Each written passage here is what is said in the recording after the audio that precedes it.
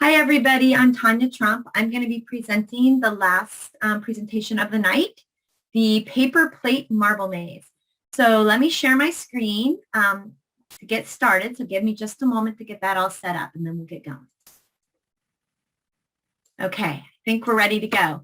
So this paper plate marble maze project was sent to us by Rio Dell School District's ACES program. It's going to be presented by me tonight. But we will have a little guest cameo from Ms. G from Rio Dell.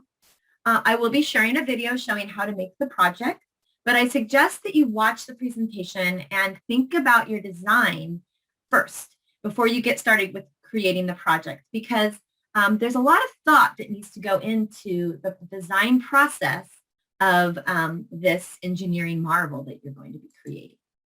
So before we get started, let's review the engineering design process.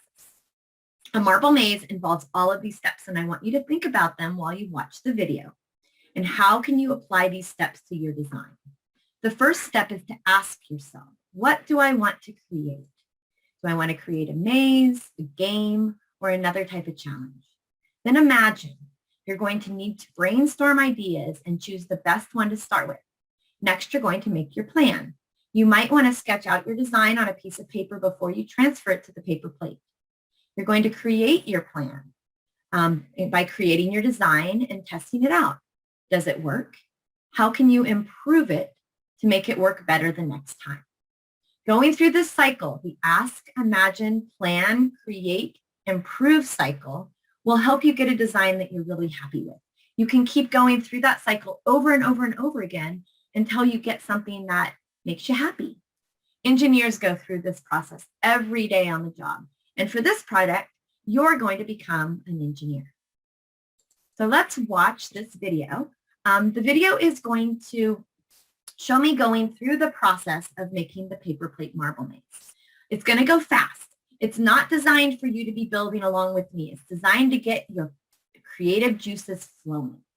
So be thinking about your project while you watch the video. Maybe get your sketch started while you watch. And then after the video is over, after we end this event tonight, then you can grab all your supplies and create your marble maze.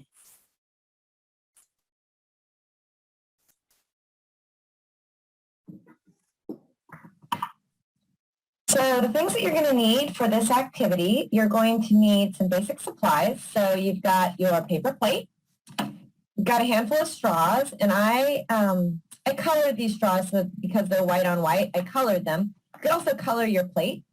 You're going to need some sort of glue, so any kind of glue will work. This glue all will work, the Elmer's glue all, just a regular old white glue. You could also use this, I have some quick and thick multi-surface glue that could work. A hot glue gun would work. Probably not a glue stick or tacky glue, any type of thick glue that can hold these straws down onto the plate. Some scissors for cutting my straw, and a Sharpie. And then also a pencil. If you have a pencil, that would work great because you may want to sketch out your design for your maze first.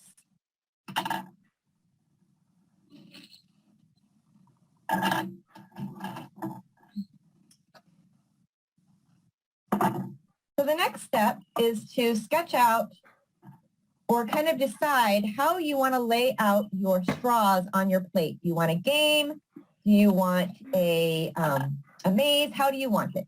So I kind of pre-sketched my design. This is going to be my start. So I have my starting point here. And this right here is my finish. And then I need to measure my straws and cut my straws so that they're going to match up with my drawing. So I got this here, this here. This one's a little bit too long. I'm going to trim it off a little bit more.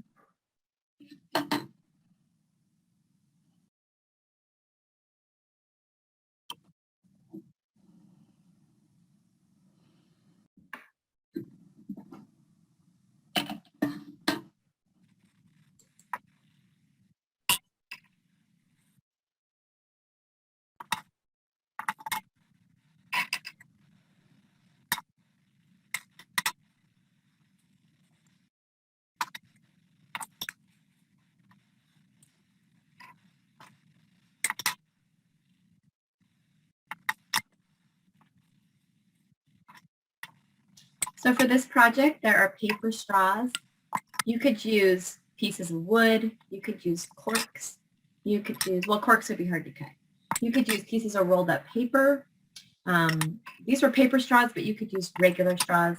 So, you know, again, it's open to your own interpretation of your design.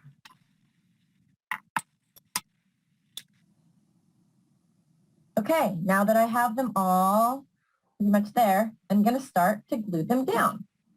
So I'm going to get my glue, and I'm going to put a little glue here, little glue here.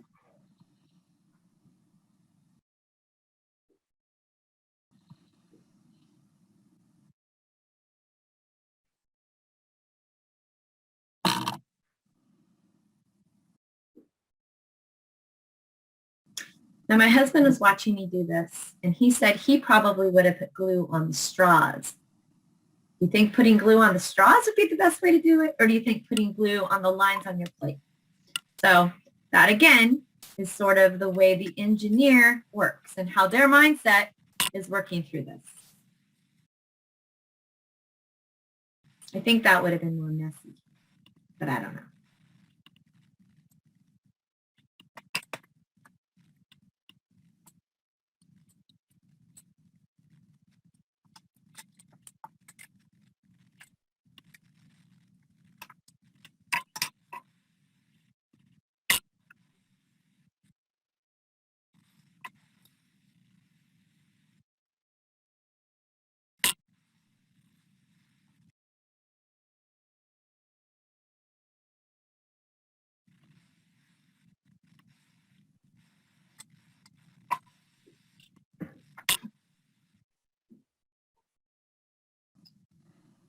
So I found that I did not cut some of these very well. They don't really fit. So this one will fit.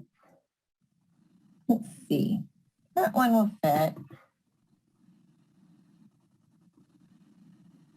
This one will probably fit.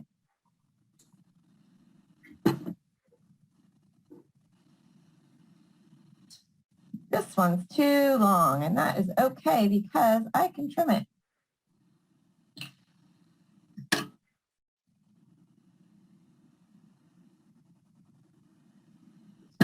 So, got my maze. The way that my marble will go through it is it'll start up here, and it will come down here. And if I went this way, it would block it. So I'd go down this way and this way and this way and this way and this way. But I have a little trick right here. Can't go that way. It can come down this way and this way. If it goes this way, it gets blocked. And then up here and down. So there's my little maze. So then I would test it out with my marble. After it dries, of course. See if it works. Down. Up. Got blocked there. Go up, up, up. And there we go. We finished. Nice and easy now. So then I can see if I can go back the other way without making a mistake. Nope. No. So there's your maze. So some ways that you could be creative is you could create some other, you could create another one. And I'm going to show you a little video about how you could do that with a different type of game. You can try different designs, and you could also create some things where maybe you had two marbles going and you raced them. So there's your marble maze. Okay, so that was the design I came up with. Kind of a very traditional, simple maze. But there's a lot of other ways you could do this. So I was really interested in what some of your ideas are. So you could put your ideas in the chat, or you could talk about your ideas with the people that you're with. What kind of a maze might you create? Or are you interested in creating more like a game? So I'm going to show you what our team over at Rio Del School did. Something very, very different than I did. So let's take a moment to watch that one. Hi guys, welcome to Family Maker Night. My name is Miss G and I'm with Rio Del Elementary School District. And for the purpose of saving time, I pre-made the marble maze, which is part of your bag contents. And my marble maze looks like this so far. As you can see, it doesn't look like a traditional maze, but when I get the marble on there and show you where it goes, you'll understand that your only limitations are your creativity and your imagination. So you can use a template if you want, or you can just cut and glue and go to town with whatever you want to do. So let me get a marble out of the box here for you. And I apologize that this is moving around a lot. It's kind of difficult to film and do this all at the same time, but we're going to run with it. So I have got my marble on the plate, and as you can see, I kind of had to pull some pieces off that got in the way because I hadn't made one before. But what I like about this is it's not really a traditional maze. It's in a square pattern. But as you can see, you can do a lot of different ideas just from looking at this simple pattern that I've glued these little straw pieces on the plate. In your kit, these actually start out as full-length straws, and I've just cut them down so that I could glue them in place on the plate. And what I like about this is that it can be used for all age groups. So to make it a little more fun, or if you have kids that are competitive and like a good challenge, you could always add a point system on your plate. So for example, in this little middle section in the plate, maybe I want to make this worth 100 points. And maybe I want to make each one of these another point value. So that each time I'm getting the marble in that spot, it's adding points. I'm sorry guys, as I'm trying to write. It's getting points, and it's going to add an overall score that the kids can add up. So maybe you want to time your kids doing this, the marble run, and in a minute's time, your kids can see how many points that they can get.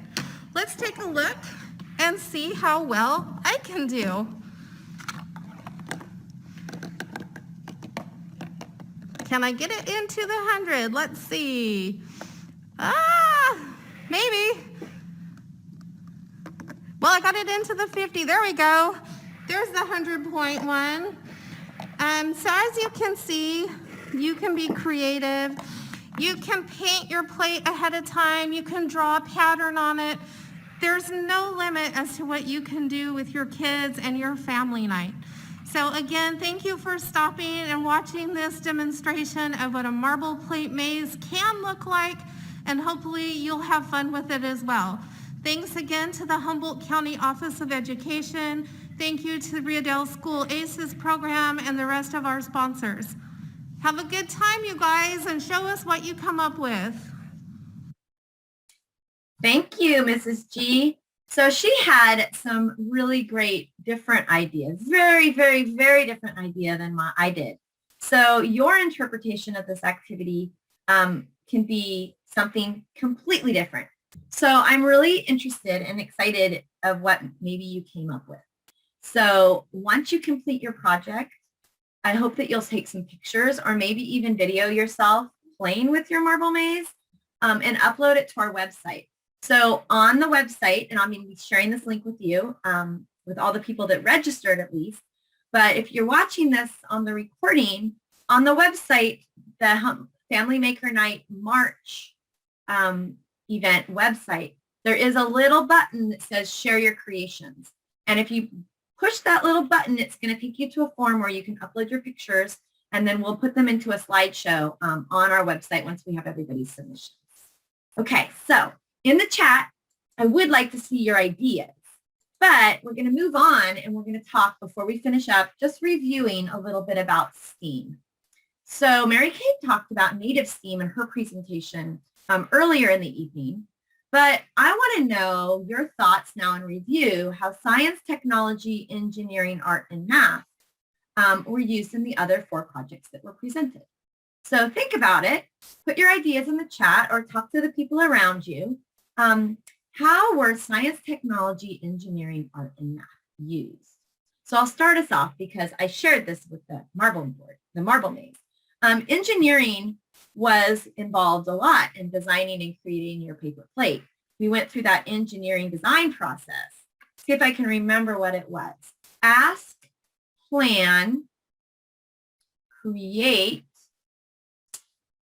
improve. I know I'm forgetting one. Ask, let's see.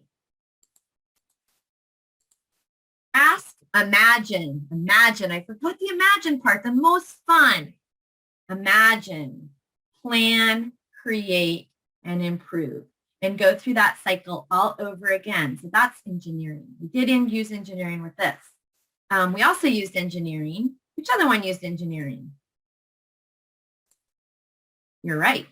See if I can get back to my page. The whirly twirly copter, that used some engineering as well. And then what kind of tweaks could you make to that design to make it fly differently? What about math? Where did we do math? Yes, the pie measuring activity.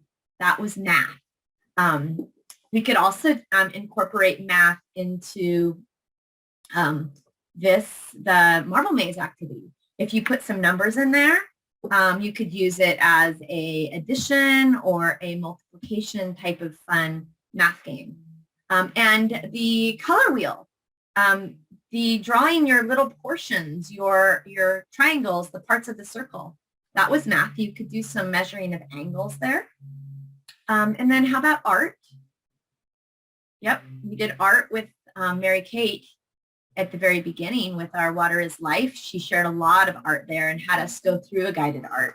Also the color wheel, again, that brought in some art, some artistic pieces to that. And then also the color wheel is a very important component of art. Science also with the water. The Water is Life. We talked a lot about science there. Science also with our color wheel.